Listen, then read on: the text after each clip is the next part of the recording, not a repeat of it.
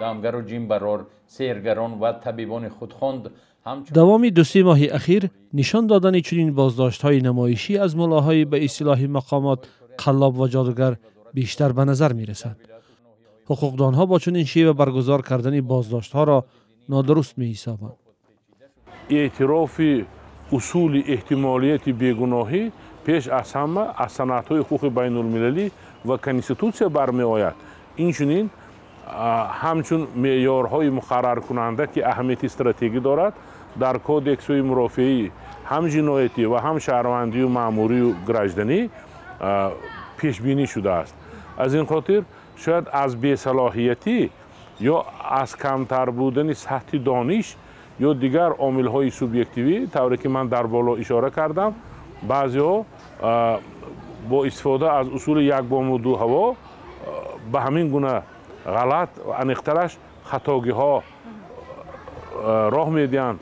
در وزارت کارهای داخلی تاجیکستان که تهیه‌گران چنین نمایشند آن را درست خواندند. با گفته مسئولان این نهاد نشان دادن این بازداشت‌ها قانونی بوده، حقوق هیچ نفری پایمال نشده است. مقصد برای اصلاح کمبودی دیگران برطرف شدن است. یگان قصاص نیست در چهره نشان دادن ندادن.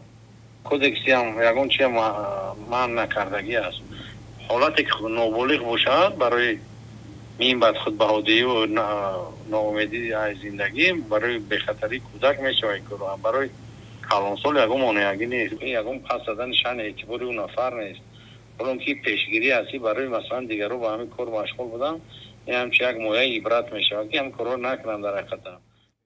در بعضی از این نمایش‌ها بازپرسی، نام و نسب و سراغ بازداشت شده ها آورده شده است. معلوم نیست در چه شرایط گمانبران ثبت و از عمل خود اقرار و پشیمان شدند. چاره‌های مجبورکنی از طرف قانونگذاری اساساً به دو مقصد استفاده برده میشن. به مقصد اصلاح شدن شخصی به حقوق ویرانکنی راه می‌دهد یا به مقصد پیشگیری دیگر جنایت ها.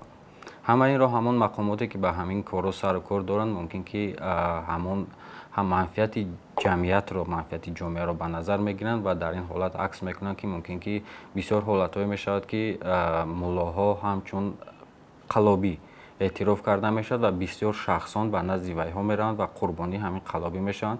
ممکن به مقصد پیشگیری و آگاه کردن اهل جامعه عکس و شخصای ورای استفاده میبرند. لیکن یک چیز رو باید قید کنیم که چاره‌های بخشش پرسیدن، یعنی در نزد کامرا و از جامعه قانونگذاری چنین جزا رو پیش بینی نکرده است و همین جزاها غیر از جزاهای معمولی همه این طریق سود پیش بینی شده.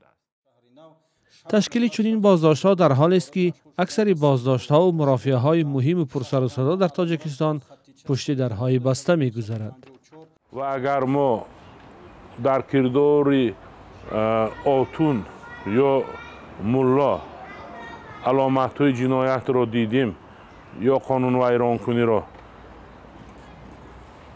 اعتراف او را نشانداد او را قبلا طریق مطبوعات دوری و واسطه اخبار عامه و شبکه‌های اجتماعی به نمایش می‌گذاریم، پس تا که برابری شهروندان در نزد قانون و سود رعایت شود، همچون کفالت کنستیتوسیونی که از ماهیت حقوق بین المللی نیز برمی‌آید، دیگر نفرانی که جنایت صادر می‌کنند بگذار وزیر باشد یا در مأموریت رئیس جمهور کار کند یا وکیل باشد یا اعضای مجلس ملی یا اعضای کدام حزب، همین مناسبت را باید استفاده بریم.